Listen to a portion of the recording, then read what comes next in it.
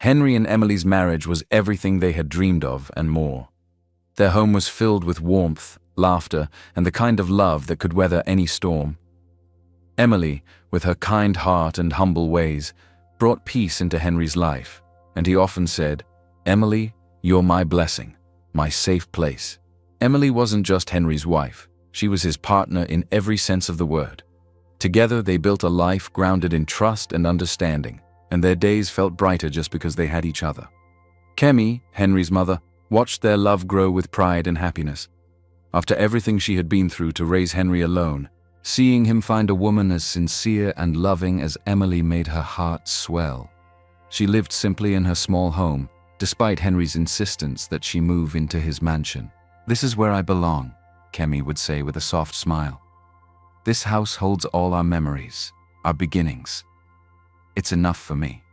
Even as she enjoyed her son's success and happiness, Kemi couldn't help but think about the past. Memories of Femi, the man who had abandoned her and Henry, crept into her mind. She rarely spoke of him, but late at night she wondered if he ever thought of her, of the family he had left behind. Did he regret his choices? Did he feel the weight of what he had lost? Meanwhile, miles away, Femi was living in a shadow of his former life. The man who once walked away from Kemi and their son now found himself completely alone. The children he had raised weren't his, and his wife, the woman he chose over Kemi, had betrayed him in the worst way. Femi sat in his small, empty house, drowning in regret. For years, he had pushed thoughts of Kemi and Henry to the back of his mind, convincing himself it was for the best. But now, as the truth of his broken family came to light, all he could think about was the life he had walked away from. "I should have stayed," he muttered, staring at a photo of Henry he had recently seen online, and how successful he had become despite not having a father in his life. I should have been there for him. For both of them, Femi's life had crumbled in ways he never expected. For years, he had built a home and a family with his wife Amanda, believing it was a fresh start after leaving Kemi behind. But the foundation of his life was about to be shaken to its core.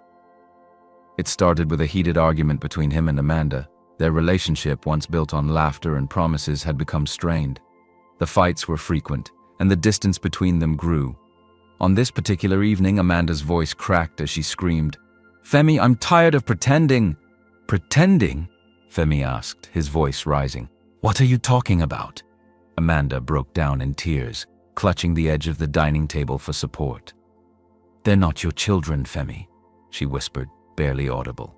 The room went silent. Femi felt like the air had been knocked out of him. "What did you just say?" he asked, his voice trembling.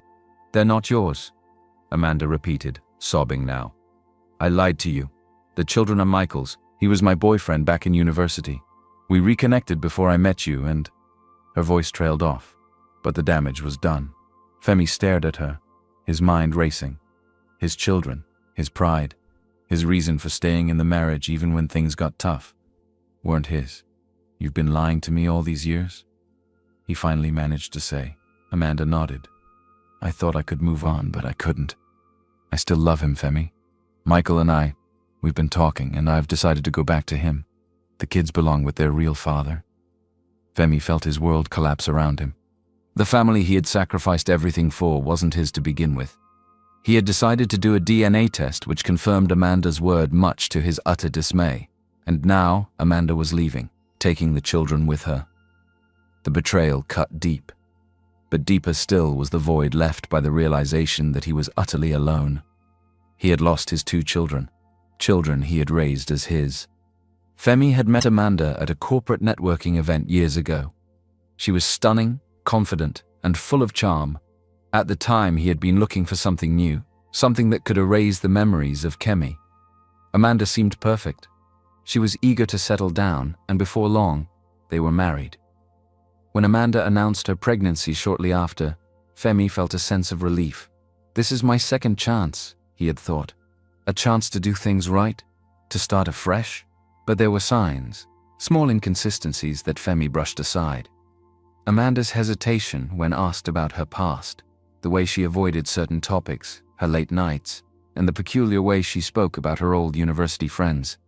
He ignored them all, convincing himself that every relationship had its secrets.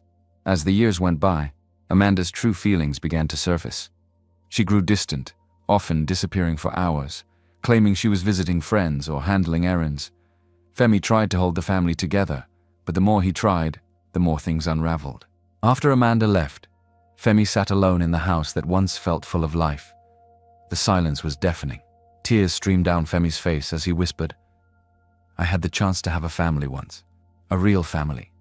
Memories of Kemi flooded his mind. Her strength, her kindness, the way she had fought to keep their family together even when he had failed her. He thought of Henry, the son he had abandoned, now a grown man with a life of his own, and very successful too. "I need to make things right," Femi said to himself. It wouldn't be easy, and he knew he had no right to ask for forgiveness, but he had to try, for Kemi, for Henry, for himself. The air was filled with joy and laughter as Henry and Emily celebrated their 1-year anniversary. The small gathering of close friends and family took place in their beautiful garden, adorned with fairy lights and soft music playing in the background. Emily, radiant in a simple white dress, smiled at Henry, who couldn't take his eyes off her. Kemi watched the couple from a corner of the garden, her heart brimming with pride and gratitude. Her son had found a woman who truly loved him, a woman who stood by his side through thick and thin. As she sipped her drink, she thought back to the struggles they had faced together. "God has been faithful," she whispered to herself. When it was time for speeches, Henry stood up and held Emily's hand. "This year has been the best of my life because of you," he said. "Emily, you've shown me what true love means. I promise to keep loving you, growing with you, and protecting what we have." Emily's eyes filled with tears as she responded, "You've given me a love I never thought I deserved. You've made me stronger, Henry. Thank you for being my home." The crowd cheered as Henry kissed Emily, sealing their vows with heartfelt applause. Kemi wiped a tear from her eye. She felt a deep sense of fulfillment knowing that her sacrifices had not been in vain. A few days after the celebration, an unexpected storm rolled into their lives. Jane, the woman who had once tried to trap Henry, reappeared. She had been watching from the shadows, filled with jealousy as she saw Henry's life unfold with Emily. It ate at her to see him so happy, knowing she had been cast aside. Jane had spent the past year plotting her revenge. She was determined to destroy the life Henry had built and reclaim what she believed was hers. "If I can't have him," she muttered to herself, "then no one will." The days following Henry and Emily's anniversary were filled with joy and gratitude. Emily often found herself reflecting on how much they had grown together, while Henry remained dedicated to building their future. Kemi, watching from the sidelines, felt a profound sense of pride. She thanked God daily for the peace her son had found and the woman who loved him so purely. But storms don't always announce their arrival. One evening, Henry attended a high-profile charity gala on behalf of his company. Emily had chosen to stay home, feeling under the weather. "You go ahead, love," she told him with a reassuring smile. "I'll be fine." The gala was grand, with influential figures networking under the glow of crystal chandeliers. Jane, who had been lying in wait for her opportunity, made her move. Dressed in a striking gown, she approached Henry casually, pretending to bump into him. "Henry," she said, her voice smooth and familiar. "It's been a while." Henry stiffened at the sight of her. "Jane," he replied coldly, "what are you doing here?" "Relax," she said with a small laugh. "I'm just here for the charity. It's good to see you." Henry kept the interaction brief, unwilling to entertain her further. But Jane was relentless. Throughout the night, she maneuvered herself into Henry's space, acting friendly and warm. At one point, she offered him a drink, which he accepted without suspicion. Hours later, Henry's head swirled with confusion as the drink's effects took hold. His memory blurred and everything around him became a haze. He vaguely remembered Jane helping him into a car, but beyond that, nothing. The next morning, Henry woke up in a hotel room, his heart pounding as he realized Jane was there with him. She sat at the edge of the bed looking smug. "What's going on?" Henry demanded, his voice hoarse. Jane smiled wickedly. "Relax, Henry," she said. "You had a bit too much to drink. I helped you out." Henry looked around, his panic rising. "What are you talking about? Nothing happened between us." Jane shrugged, her smile not faltering. If that's what you want to believe. He stood abruptly, anger surging. Jane, listen to me. Whatever you think happened last night didn't. Stay away from me. Jane chuckled as she watched him leave. We'll see about that, Henry, she murmured to herself. For 2 weeks, Henry tried to forget about the incident. He told no one, choosing to bury the memory and move on with his life. Things returned to normal, or so he thought. One afternoon, as Henry worked in his office, Jane walked in unannounced. She closed the door behind her, her expression one of feigned concern. What are you doing here? Henry snapped, his frustration evident. Jane reached into her bag and pulled out a folded piece of paper. I thought you should know, she said, holding it out to him. Henry unfolded the paper, his eyes scanning the words. It was a positive pregnancy test result. You're lying, he said flatly, looking up at her. Jane raised an eyebrow, her tone calm but icy. You can deny it all you want, but the baby is yours, Henry. No, he said firmly. Nothing happened between us. You drugged me, Jane. You're not going to manipulate me into believing your lies. Jane crossed her arms, smirking. Think what you want, but the world won't see it that way. Imagine what Emily would think. Imagine how this will affect your perfect little life. Henry clenched his fists, his mind racing. Jane's words struck a nerve, and he couldn't ignore the risk of her lies spreading. What do you want? He asked through gritted teeth. I'll let you figure that out, she said with a sly smile, walking out of the office. That evening, Henry came home distracted. Emily noticed immediately. Henry, is everything okay? She asked gently. He forced a smile. Just a long day at work. Nothing to worry about. But Emily wasn't convinced. The man she knew so well seemed distant, and it unsettled her. Over the following days, Henry grew more withdrawn, consumed by the weight of Jane's threat. Emily's concern deepened, though she didn't press him, hoping he would open up in his own time. It was past midnight when Emily was awakened by the faint buzz of Henry's phone on the bedside table. She reached for it absent-mindedly, intending to turn it off so it wouldn't disturb his sleep. But the message on the screen caught her eye. It was from Jane. Don't ignore me, Henry. You know I'm carrying your child. We need to talk about this. Emily froze, her heart beating very fast. The words blurred as tears filled her eyes. She glanced at Henry, who was sound asleep, completely unaware of the storm brewing beside him. The next morning, Emily couldn't hold back any longer. As Henry came down for breakfast, she placed the phone on the table, her expression a mixture of hurt and anger. Care to explain this? She asked, her voice trembling. Henry picked up the phone and read the message. His face paled as he realized what had happened. Emily? I can explain, he began, but she cut him off. How long have you been keeping this from me? She demanded. You promised me honesty, Henry. Why didn't you tell me about this? I didn't want to worry you, Henry said, his voice desperate. Jane is lying, Emily. She's trying to set me up. Nothing happened. Then why is she saying she's pregnant with your child? Emily asked, tears streaming down her face. Do you have any idea how this makes me feel? Kemi walked into the room just as Emily broke down. What's going on here? She asked, her eyes darting between the two. Emily handed her the phone. As Kemi read the message, her expression hardened. This woman again, she said quietly but firmly. I knew she would try something like this. Turning to Henry, Kemi asked, You're sure nothing happened? Absolutely nothing, Henry insisted. She drugged me, Mom. She's trying to trap me. Kemi placed a comforting hand on Emily's shoulder. Listen to me, Emily. I've seen this before. Jane tried to do this to Henry once, and I wouldn't be surprised if she's doing it again, but we'll get to the bottom of this. Kemi wasted no time.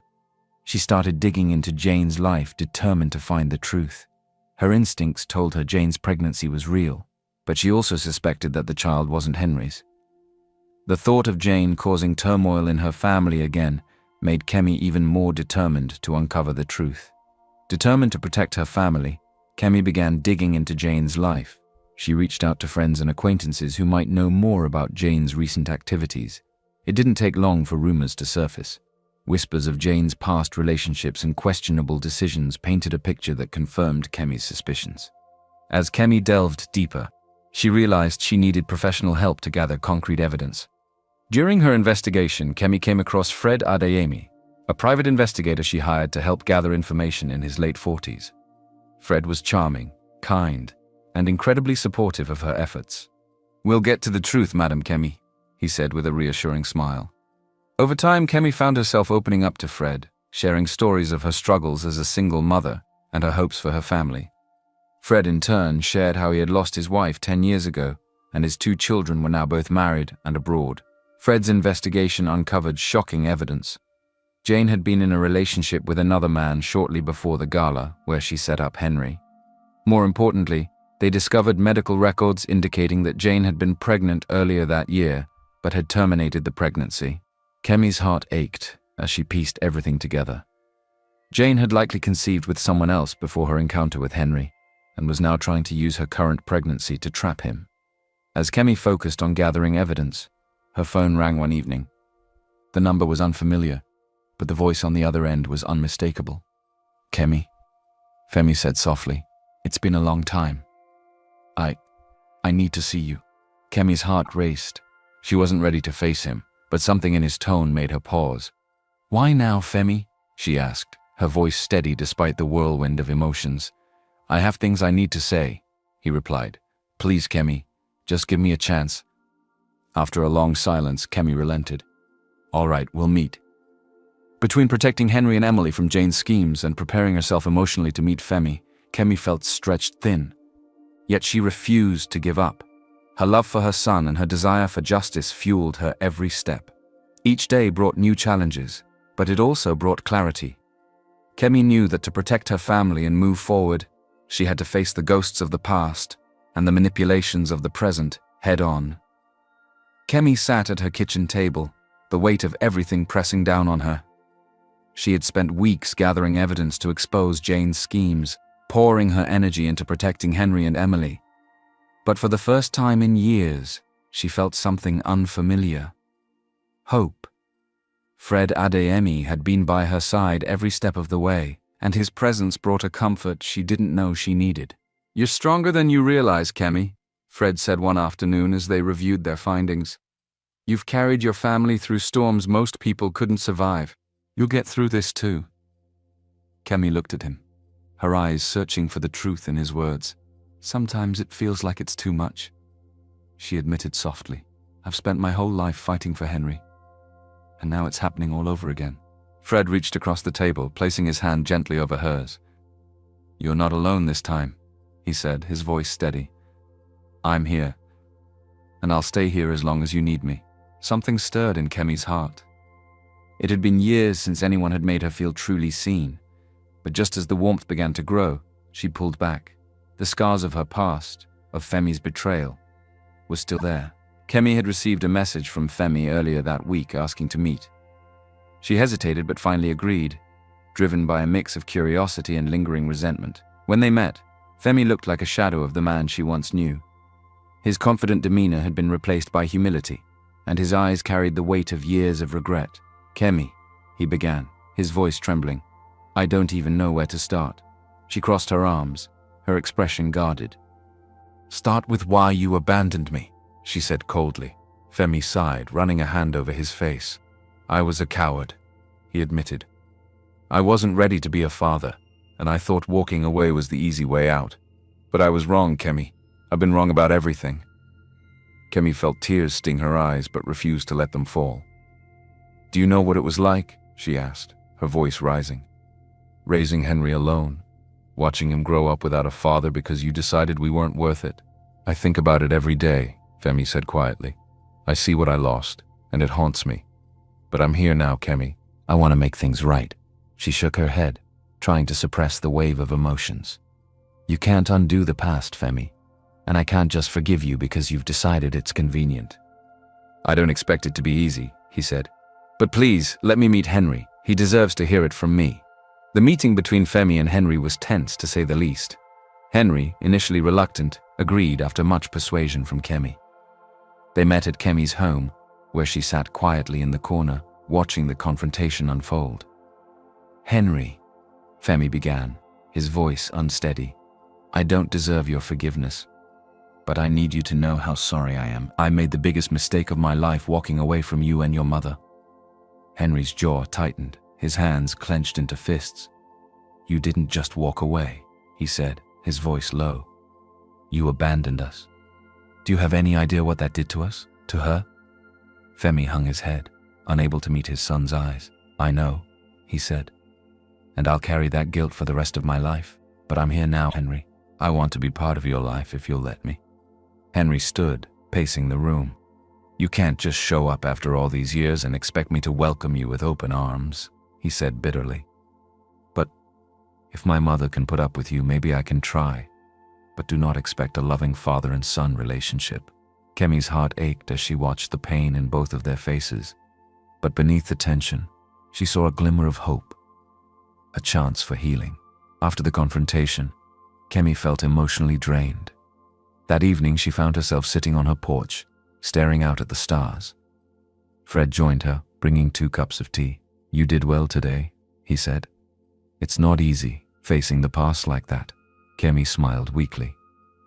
"It's exhausting," she admitted, "and I don't know if I have the strength to keep doing this." Fred's voice was gentle but firm. "You have more strength than you know, Kemi, and you don't have to do it alone." For the first time, Kemi allowed herself to imagine a future that wasn't solely about survival. Meeting Femi again has helped her to heal in ways she hadn't expected, and maybe she was finally ready for a new chapter in her life.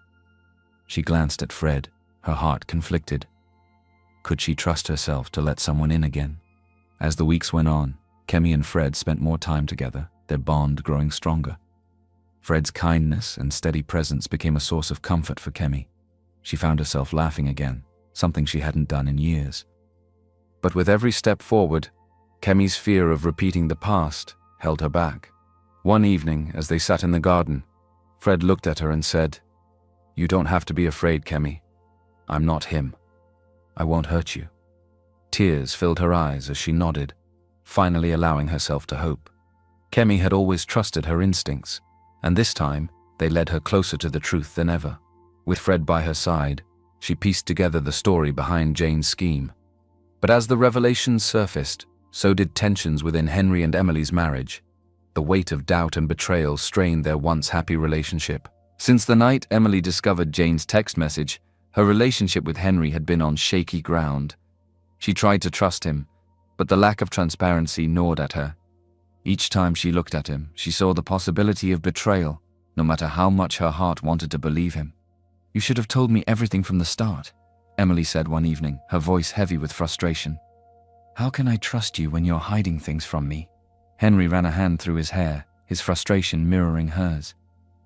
"Emily, I didn't tell you because I didn't want to hurt you. I wanted to handle it and protect you." "But protecting me means being honest with me," Emily shot back. "I feel like I'm standing in the dark while you're fighting a battle I don't even know about." The distance between them grew as their conversations turned into arguments. Henry felt trapped, and Emily felt abandoned. Their home, once filled with warmth and laughter, became a place of tension and silence. Kemi noticed the strain between her son and daughter-in-law and immediately suspected Jane's manipulation. "I won't let her destroy this family," Kemi thought, her resolve hardening.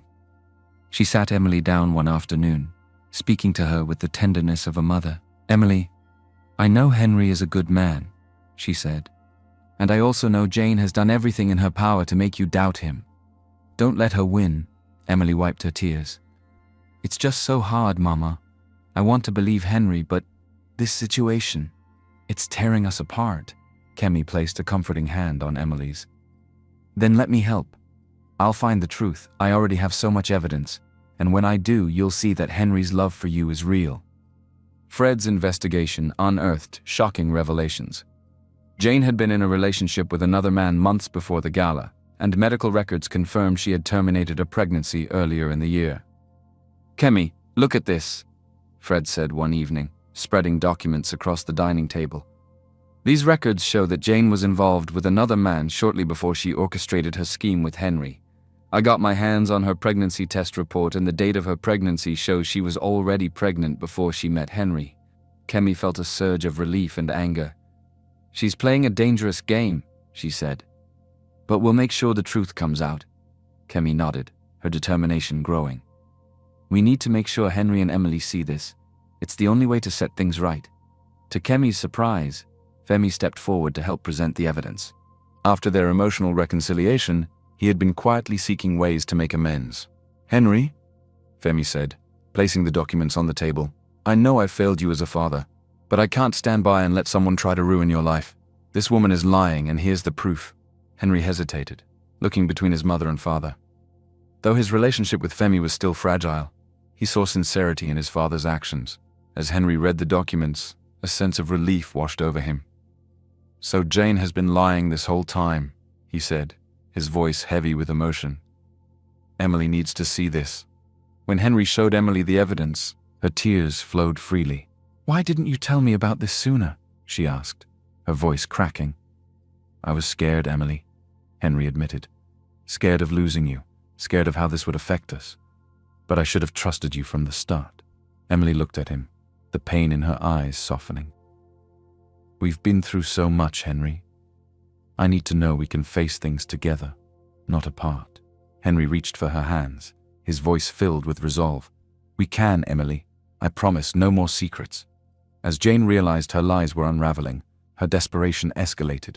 She stormed into Henry's office, demanding that he take responsibility for her pregnancy. "You can't walk away from this!" Jane shouted, her voice echoing through the hallways. "You're the father!" Henry remained calm, holding the evidence in his hand. "Jane, this is over. I know about your previous abortions, and I know this child isn't mine. You need to stop this before it gets worse." Realizing she was cornered, Jane broke down, confessing that she had fabricated the story to trap Henry. Her admission brought relief, but also a lingering bitterness for the pain she had caused. With Jane's schemes finally exposed, Kemi allowed herself a moment to breathe. As she sat in her garden one evening, Fred joined her, their bond stronger than ever. "You've been amazing through all of this," Fred said, handing her a cup of tea. "Your family is lucky to have you." Kemi smiled, a warmth spreading through her chest. "I couldn't have done it without you, Fred. You've been my rock." Fred placed his hand over hers, his voice soft. "And I'll always be here for you, Kemi." Her heart fluttered. The house felt different after the truth about Jane had been revealed. For the first time in weeks, the tension that had hung in the air seemed to dissipate. Emily sat on the couch, staring at the evidence Henry had shared with her, the final pieces of proof that cleared his name. Henry knelt in front of her, his hands trembling as he held hers. "Emily," he began, "I should have been honest with you from the start. I let my fear and pride get in the way, and it hurt you. I'm so sorry." Emily looked at him, her eyes glistening with tears. "Henry," she said softly, "I was hurt because I love you. I wanted to believe you, but the doubt, it was too much. Now I see the truth. You didn't betray me. Jane did." Henry's grip on her hands tightened. "I'll spend the rest of my life making it up to you. And as for Jane, she is gone from our lives forever. I made sure of that."